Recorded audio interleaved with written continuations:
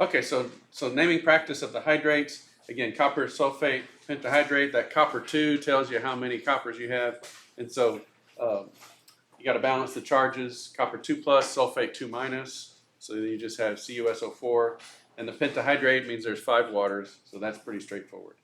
What if you're given the formula though? So here we have iron nitrate. Okay, but what kind of iron nitrate? We got to know for iron, it could be 2 plus, it could be 3 plus. So we look at the nitrates. So you got to look and this is why I sort of beat into you got to memorize those anions. Because I need to look at nitrate, NO3, and know the charge on it. Okay? So on the count of 3, everybody yell out what the charge is. 1, 2, 3. -1. Okay, -1. Good job. So if I've got a -1 and there's 3 of those, then I know that's iron 3. And then I look at the waters, there's 9 of them, so that's nonahydrate.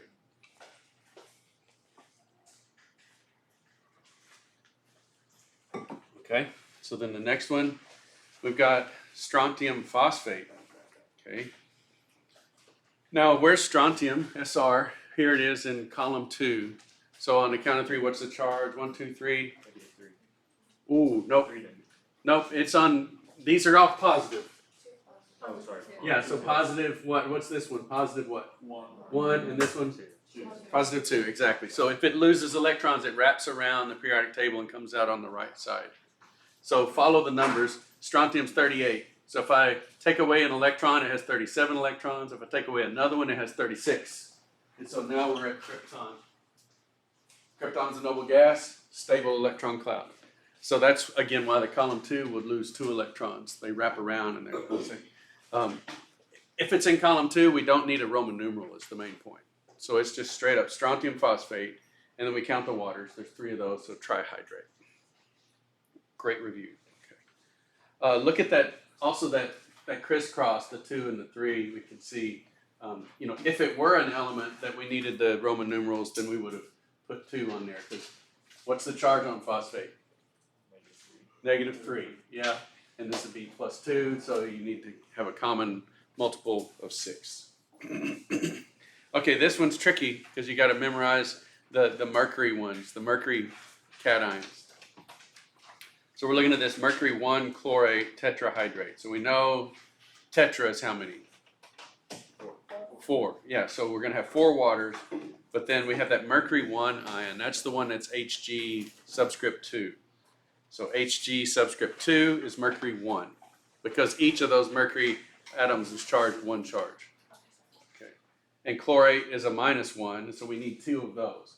Now this is a really weird looking compound because it looks like we should simplify it. It looks like we should cut the subscripts. Okay, but this is a polyatomic cation, and so it comes as a pair, and it's a -2 for the pair. So we would leave it like this to indicate that that's the mercury 1 cation. Probably the only one that we'll see that won't be simplified. Like if you were to see subscripts like this on copper sulfate up there, you would get rid of both 2's. It would just be CuSO4. And then the silver chloride monohydrate. Silver is one of those transition metals that just has one stable oxidation state. It's always +1. So silver chloride, there's no Roman numeral needed for silver. So it's AgCl. Monohydrate, just 1 water. So just review of those rules that we talked about last time. Any questions? Anything on this raise a point that you want clarified before we move on? Okay. All right, now let's get into the acids. So there were the 3 sort of groups of rules that we covered last time. There were the binary acids, which is just like an elemental anion, like oxide or fluoride, and with a certain number of hydrogens. So if we see HCl, we know that's chloride, and so we just take that chloride and make it hydrochloric acid. So for HF, it's a binary acid, so we use that name. We put hydro in front. We change the "ide" to "ic" and add the word acid. So hydrofluoric acid. That's fluoride turns into hydrofluoric acid. So that's the binary naming rule. See the previous set of notes if you want to look at those rules. Okay. Now, this next one, we see BrO3 is our anion, BrO3. So we need to memorize those chlorates, perchlorate, that kind of series. And this is a bromate.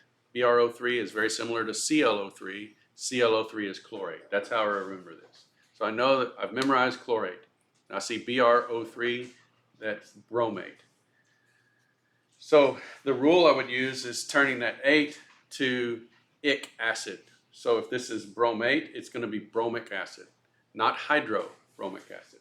Hydrobromic acid would just be HBr. So this is just bromic acid. The hydro indicates you have a binary acid name. Okay. So this is just bromate, remove the 8, put ic acid. You're good. Okay, ClO2. That one's chlorite. So there's chlorate, ClO3. ClO2 is chlorite, ITE. So we would use that ite to us acid. We take the ite off and put OUS acid in its place. So instead of chlorite, it's chlorus acid.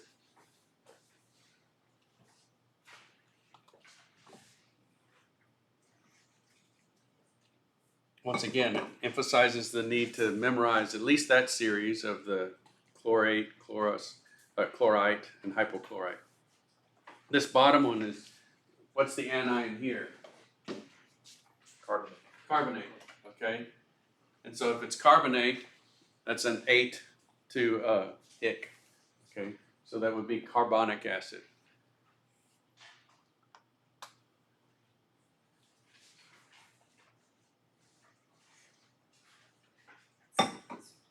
All right. So let's do some more. Now we'll go from the formula to the name, okay? Some more of those. So you've got, again, chlorate, and so that's going to go from 8 to ic acid. So that's chloric acid. The next one, this one is so common, you should just recognize it on sight, H2SO4. We use that a whole lot. In fact, when I was in high school, I remember your little geography class, it was kind of a combination of not just geography like land forms and stuff, but it was what they call political geography, where you look at nations and like resources, where do we grow our food, where do we raise our cattle and so on. And we're talking about industrialization, and at that time they said that a country's use of sulfuric acid is a measure of its industrialization. So if a country becomes more industrialized, then it's using more and more sulfuric acid. We use it to take rust off of metal. We use it to do all kinds of things. That's how we use it to make paper. We break the pulp down with paper. So we use, industrial nations using it, tons and tons and tons of sulfuric acid. Very, very common acid. It's also very thick and viscous. And in the old days, the old ancient name of it was oil of vitriol, okay, or vitreous acid.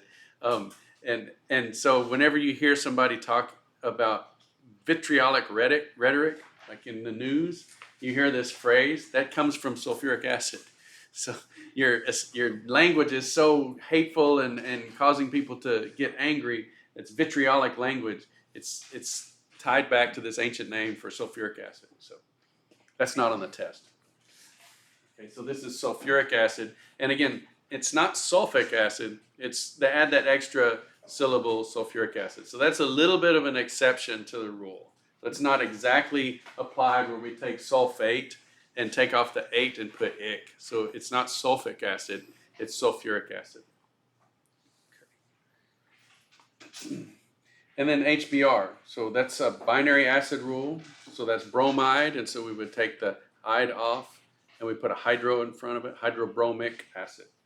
Hydrobromic acid. All right, and this last one, it's the hypochlorite ion. So that's an ite. So we would be using us acid on the end, but we got to keep the hypo part. So this is hypochlorous acid. So hypochlorite, we keep the hypo too. Notice that's not hydro, those are two different things. This is hypochlorous acid.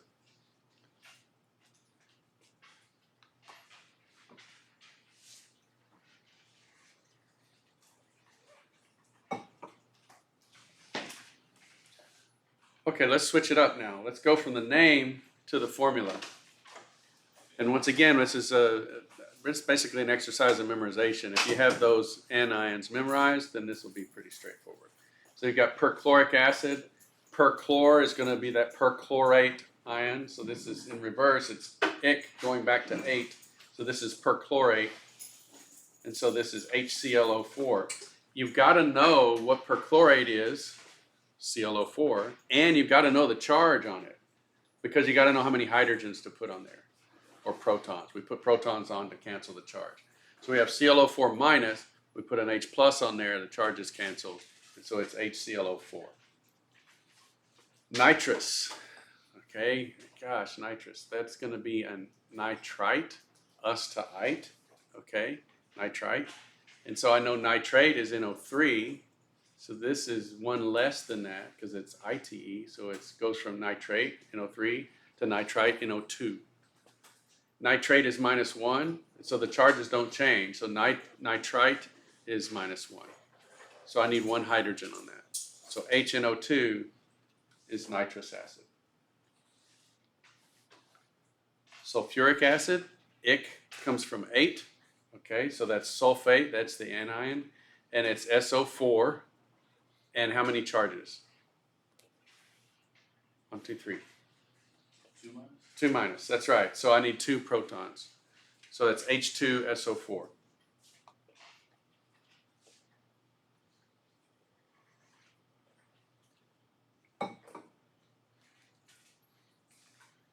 Lastly, we have this hydrobromic acid. When I see that hydrobromic, so hydro and an ic, I know it's the binary rules. And so that's going to be a bromide ion. And over here, bromide is going to be the 7th column. That's just going to be a Br -1. So all I need is one proton to cancel that out. So that's HBr. Now we've done 3 pages of these. So which one kind of caught you? You're like, oh, wait, I would have gotten that wrong. So we're I want to clarify this before we move on. Yes? Just on the sulfuric acid, the H2SO4, is it because sulfur is 2 minus?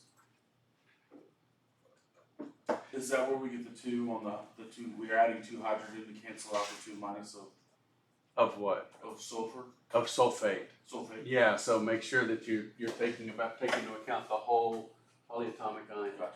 Yeah. So if it was So like so let's do below this. Let me go here with my pen. We'll do I'm trying to come up with the name.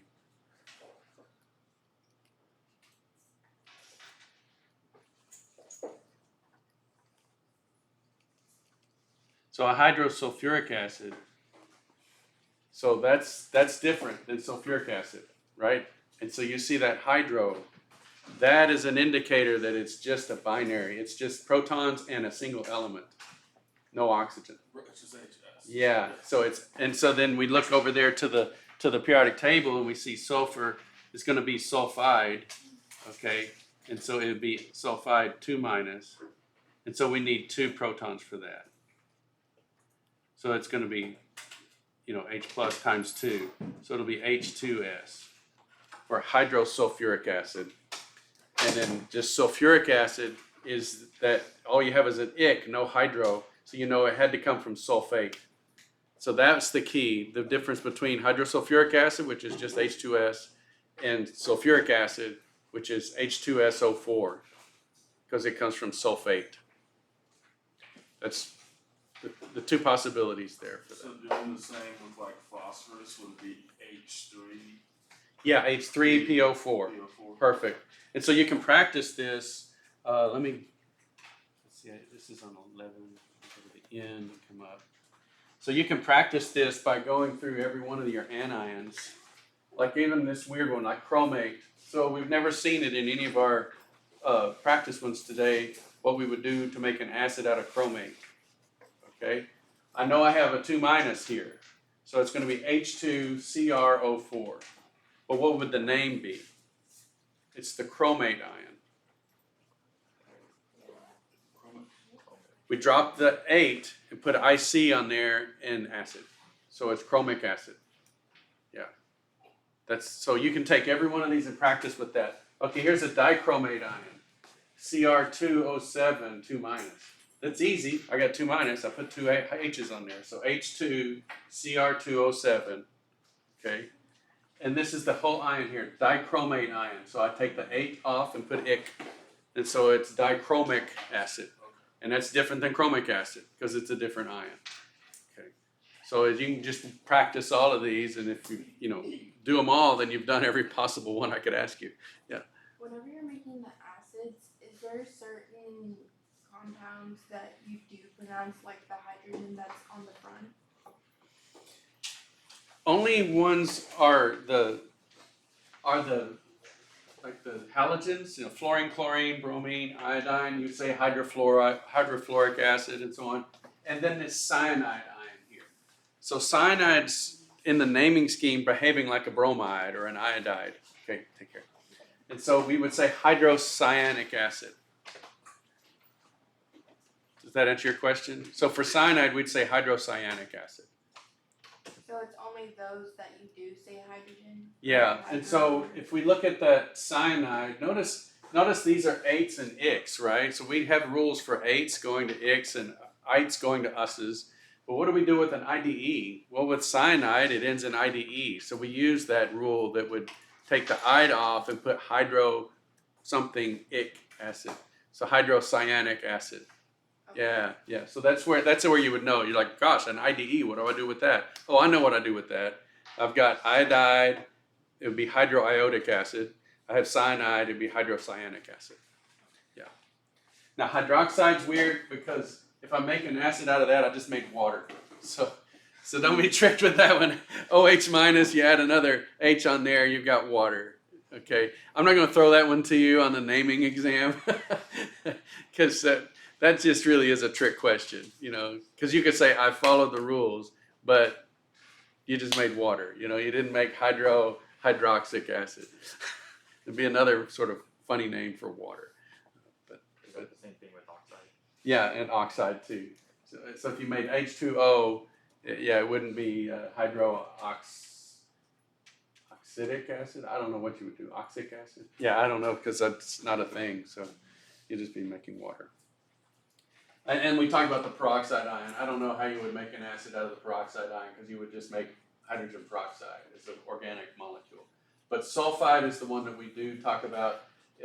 Hydrosulfuric acid we just showed. That's really the only one in the oxygen group. If we do it with oxygen, we make water. But if we do it with sulfur, we add protons to sulfide, we make hydrosulfuric acid. Okay. Nitride, when we put 3 protons on that, we don't make hydronitric acid. We wouldn't say that we're making ammonia. And so ammonia is just another common compound like water. So if we put 3 protons on nitrogen, it's not an ionic compound, it's a molecular compound. It's not an acid, it's actually a base. And so we don't follow the naming rules. The only 2 weird ones that we do is the hydrocyanic acid and the hydrosulfuric acid. So those are the only 2 ones that are using the binary naming rules. This one is a binary one, but the hydrocyanic acid uses the binary naming rules when it's not just 2 elements. Cool. Okay, so let's go to the next one. Some more formulas, names to formulas. So sulfurous acid. So we did sulfuric acid last time. What do we have? OUS. That's going to be an ITE. So I got to go back in my brain to think, what is sulfate? Sulfate is SO4, 2 minus. So sulfite would be SO3, 2 minus. So sulfite is H2. It should be H2. I think there should be 2 on there. H2SO3. Okay. And then hydroiodic acid. So they got the hydro. So that's going to be just HI. So it's a binary. It's iodide. And so HI is what you've got. And so that's different than iodic acid. So hydroiodic acid is HI. Iodic acid, that's an ic. So it comes from an 8 anion, so I need iodate. Like I said, I always go back to chlorate. I memorized the chlorate, all 4 of them. I know chlorate is ClO3, and so iodate is IO3, 1 minus. So I just need HIO3. And then I have the hypochlorous acid. We did this one the other way earlier. So this is us. So it comes from an ite anion. So hypochlorite is the anion. That's just ClO, 1 minus, and so I have HClO. So we've named all of the possible acid schemes 2 or 3 times. You should be comfortable with those.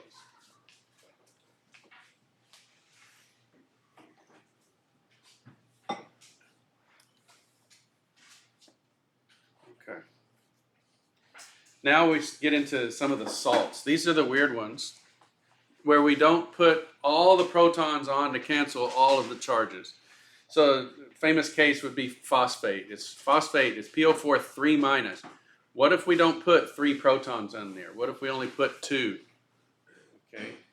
Then we have the dihydrogen phosphate anion. So this is calcium dihydrogen phosphate. So this piece right here is the ion.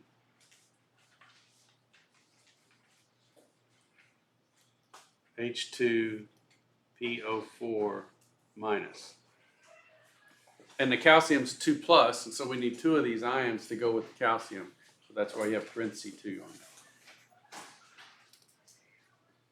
It's a little strange because we're using the di part like a molecular compound, but it's just the way that scientists have decided to name these kinds of ions. So calcium dihydrogen phosphate. We have the phosphate as the parent anion. We put a couple of hydrogens or protons on there, and then we still have a charge left over, and so we can make a salt with it. We could bond it with some metals and make an ionic compound.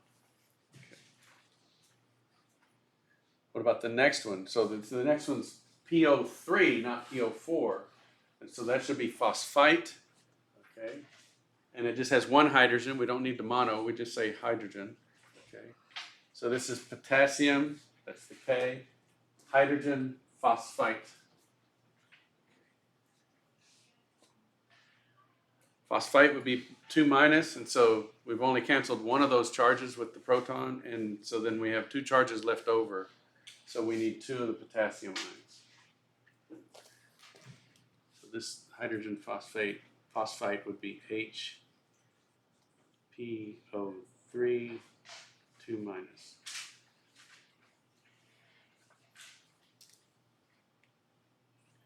This bottom one, I see SO4. I mean, is your eye drawn to that? When you look at this compound, you look at it, it's like, what's going on with this compound? Where do I break it up? I see that SO4 standing out. So I'm like, okay, I've got a sulfate.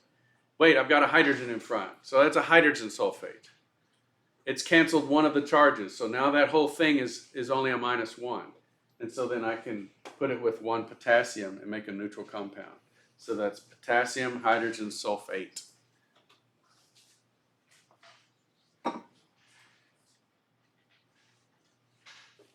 What I'm trying to train you on is the thinking behind all these names. When you see a new name and you see PO4, immediately you're thinking phosphate.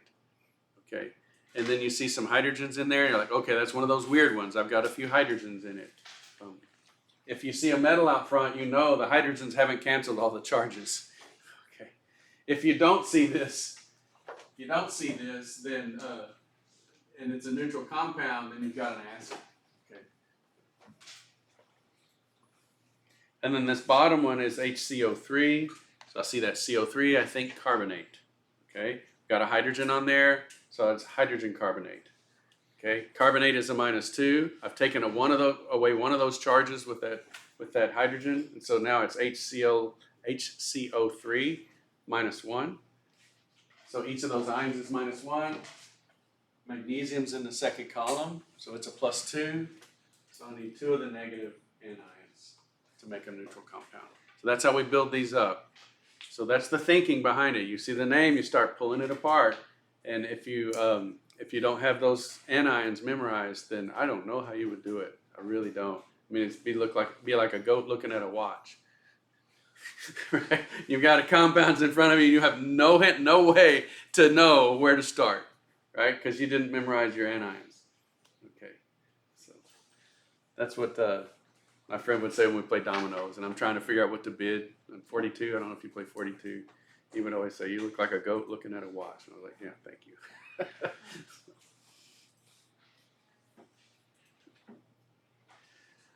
All right.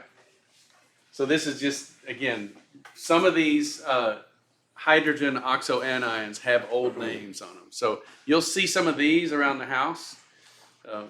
You probably have seen bicarbonate, okay, sodium bicarbonate in the kitchen, baking soda.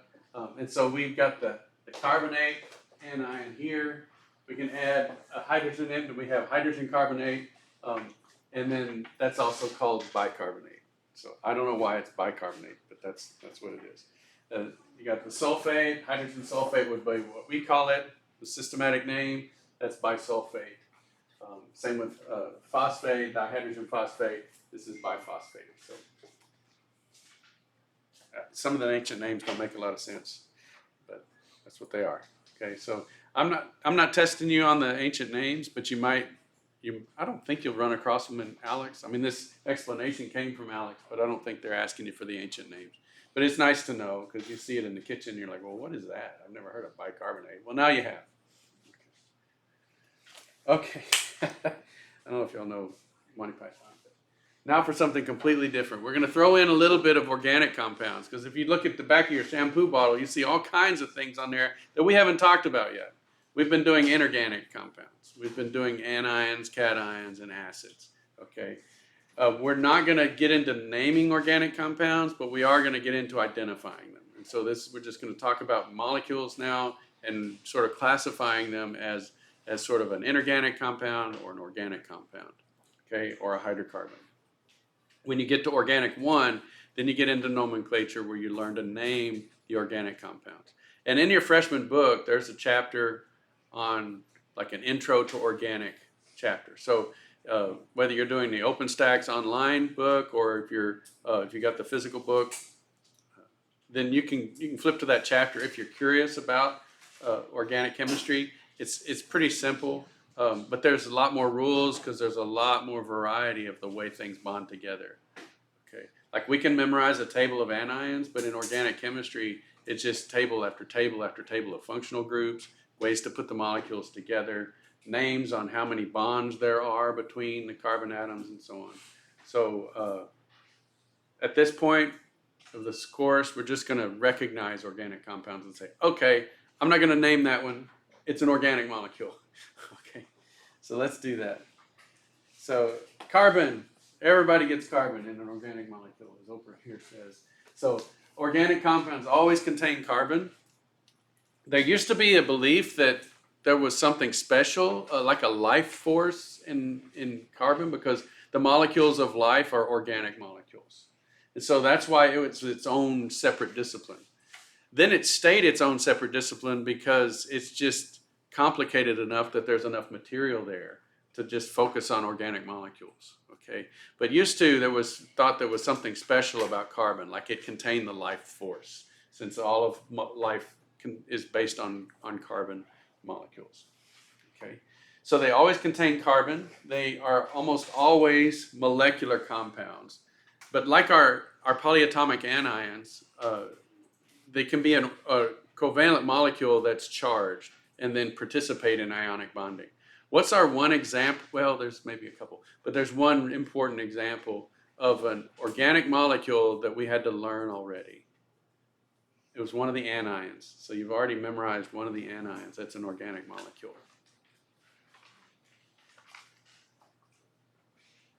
If you look at the list, you'll find it. Carbonate has carbon in it. So, but I think because it's only, what's that? Mercury? Is that, am I saying that right? No. ACE. Yeah, acetate. So acetate anion. So it's what it is it's acetic acid. So it is this molecule here. It's CH3 COO minus, right? if I put a proton on there to cancel that minus sign, I have acetic acid, CH3COOH. Let me draw it up here if I can have some space. So we have I'll draw it kind of the way they're drawing the molecules below. This is the CH3.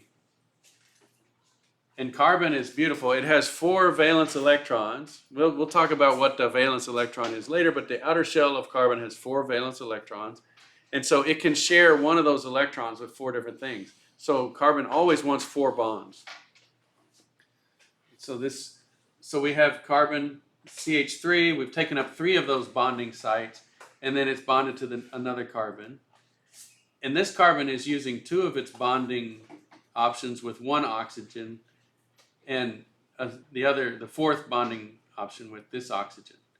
And then that oxygen, if you notice, oxygen is in group 6, it only needs 2 more electrons to be like the noble gas. And so if it can bring 2 things in to share or bond with it, then it can bond with 2 things. So oxygen always wants 2 bonds. And so this oxygen is bonded to that carbon, and then we can put a hydrogen on there. And this group right here is a carboxylic acid group, COOH. And the ancient name for ethane molecules is acetate or acetic, so this is acetic acid. So that's the organic acid. So we've already been talking about one organic compound. It's all covalent bonds, but if we strip that proton off, it's charged, and so it participates in ionic bonding. You'll have an acetate little ion, a negative ion, and then you can have like a potassium cation, and then an acetate and a potassium and an acetate, and it can form these crystals, ionic bonding crystals. But inside the acetate anion, it's an organic molecule with covalent bonds. I talked about this before, but covalent, think about the word co. Co means sharing, like a co-op.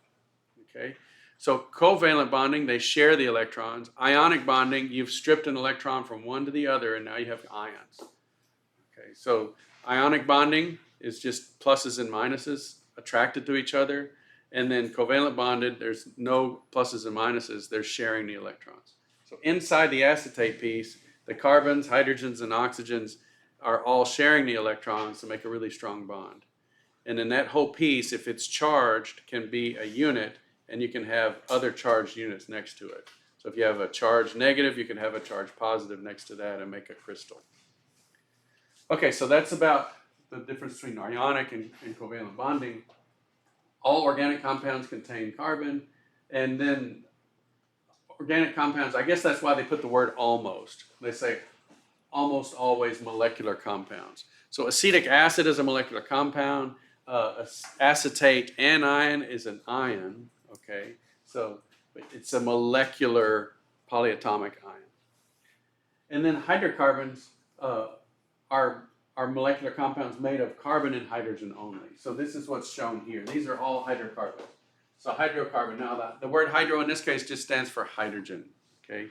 So hydrocarbon is just hydrogen and carbon. And there's an enormous variety of ways to put organic molecules together. So you'll learn about that in another year, okay, if you're on track. That'll be good. So what we need to do is just, if we see a molecule like this, then we're just going to classify that as an organic molecule, and we're not going to worry about naming it. Okay, so let's practice. So here's a molecule. We need to sort of check the boxes that apply. So it's kind of hard to see in the back, I'm sure, but this says CH2 bonded to another CH2. Okay, so what kind of, it's that, if I look at that molecule, I don't see sulfate, I don't see carbonate, I don't see any of my anions. Okay, so I'm going to say that's a molecular compound, it's not an ionic compound. Okay, so that's molecular. I only see carbons and hydrogens, so I know it's a hydrocarbon, and hydrocarbons are organic. And so it's an organic molecule, and it's only carbon and hydrogen. So this is pretty easy. Click, click, click, and on to the next one. Now this one, what do I see? I see NaOH. What's the first thing? Yeah, ionic. What's the first thing that you clicked on? I want to know what you see first. Ion. But what do you see? Like if you take that chemical formula, your eye is drawn to something. NA. Yours is drawn to Na. Was anybody's drawn to OH? Yeah, so if you memorized your anions, you see the OH, you're like, I got a hydroxide, but that's good too. You see a sodium, you're like, okay, it's probably an ionic compound because that's a metal. And the OH is a nonmetal, it's an anion, so you've got a salt, a cation, and so that's ionic, and it's going to be inorganic. So inorganic and ionic. Okay. Inorganic because there's no carbon involved. Okay. Yeah. Then I get down here, and I see a CO2, but it's not CO3. Like I was looking at that thinking, is that carbonate? No, it's not. Okay. And it's CH3CO2. That looks like acetate actually. And it's been made neutral by adding another hydrogen. So this one is acetic acid. Okay. It is molecular because I've neutralized it with that proton. So it's a molecular acid. It's an organic molecule, but it's not a hydrocarbon because I have oxygens. Okay. So acetic acid would be the one organic compound that we can name because acetate is the anion. I take the 8 off and put an ic, acid. So acetic acid. All right, let's do a few more. Now we get tired of writing CH2, CH2, CH2. So, people are lazy and organic chemists are people. Okay, therefore organic chemists are lazy too. So that's why we have the CH3, we have the parentheses, CH2 with 2 of those units and an OH. Okay, when you see an OH on an organic molecule, don't think hydroxide. That's called an alcohol. Okay, I'm not going to test you on that, but that's what that is. When you see the bunch of organic molecules in an OH, we're not talking about an ionic hydroxide. Okay, we're talking about a covalent molecule that is an alcohol. So that's a molecular compound, and it's going to be organic, but it's not a hydrocarbon because of the oxygen. So how do I tell the difference between an organic OH and an ionic compound that has hydroxide in it? What do you think? I'm asking for your input. Yes? If it has carbon. Mm-hmm. Yeah, so if you see all the carbon atoms, then it's not a hydroxide. Yeah. So that's what you got to do. If you see the hydroxide here, what's it bonded to? It's a sodium ion. So that's a metal. So you got a metal and a non-metal. That's going to be ionic. It's going to be inorganic. It's going to be a hydroxide. So sodium hydroxide. Okay, the next one here, we've got just a whole bunch of CH2s, 3 of them in the middle. We have a CH3 on the end and a CH3 on the end. Now, you could simplify this, of course. Let's see, how many carbons do we have?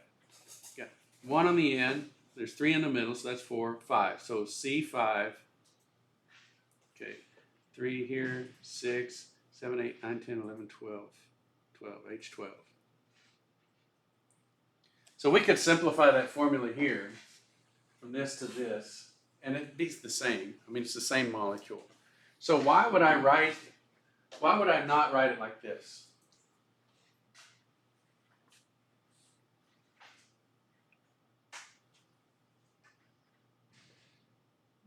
I'm just trying to get you comfortable with the different ways we write the molecular formulas. Let me show you this one. So this is CH3. So I'll draw it out. H. So here's your CH3, CH2, and it repeats this one. I'll just go ahead and repeat it 3 times, and then it ends with the CH3.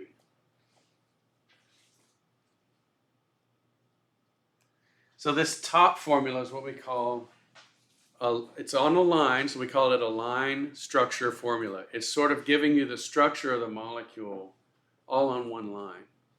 So that's why we write them that way sometimes. I really have no idea what the structure is for this molecule, because I don't know if there's 2 or 3 different CH3s. You know, you could have written the same molecule with C5H12 a different way, let's do, I'll just keep the CH3s next to them. So I'll have a CH3, a CH, CH3, CH2, and a CH3. Yeah. Okay, so I've got 5 carbons there, right? You see them? 1, 2, 3, 4, 5. And let's count up the hydrogens. 3, 6, 9, and 3 more is 12. Same exact number of carbons, same exact number of hydrogens, different structure. So writing that top line, I'm telling you, it's just a straight linear carbon chain with hydrogens all on it. This one's what we call branched. You see there's a straight chain there and a branch off the side, which is the CH3. So we try to write that in one line because we're maybe in a word processor, we're tapping out our things and we don't want to draw the thing, but we want to still convey the information that I've got a nice linear molecule, CH3, 3 CH2s, and a CH3 on the end. I can do that on one line using subscripts and parentheses, okay? So that's why we might write it like this and not C5H12, because C5H12 applies to this one and that one, and we wouldn't know which we're talking about. So it's about communication. So anyway, this one is a molecular compound for sure.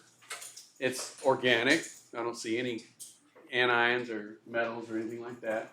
And then it's also only hydrogen and carbon, so it's a hydrocarbon. This last one here, HF, fluoride would be the ion, but instead of bonding it with a metal and making an ionic compound, we've made a molecular compound. We've canceled that minus charge with a proton, put an H on it, and now it's hydrofluoric acid. It's a gas, it's inorganic, and it's molecular. Okay. All right. So then let's continue on. Here's fluoride with sodium, and so that's going to be ionic and inorganic. Okay. NO2. So we're looking at NO2. We're over there on the right hand, upper right hand corner of the periodic table. Nitrogen and oxygen bonded together. I don't see any charges. If I had a minus on there, that'd be nitrite ion. But these would be neutral compounds. So this is NO2. So that's going to be molecular for sure. And it's not organic because there's no carbon. So that would be a molecular inorganic. And we know how to name that one. What is it? It's nitrogen dioxide. Yeah. Lastly, we have one here, CH3, so that's molecular, organic, and a hydrocarbon. So that'll get you through everything that's due today. So we've covered everything in CHO2D. Bring your questions that go back to the first set of, chapter 1 questions for Wednesday. We'll do temperature conversions. We'll work with density. We'll do the kinetic energy one if you want. Okay, I'll try to come up with the most complicated, temperature or unit conversions I can. You bring your questions too, and we'll have a really good review so that you'll be prepared for Friday. Sound good? All right.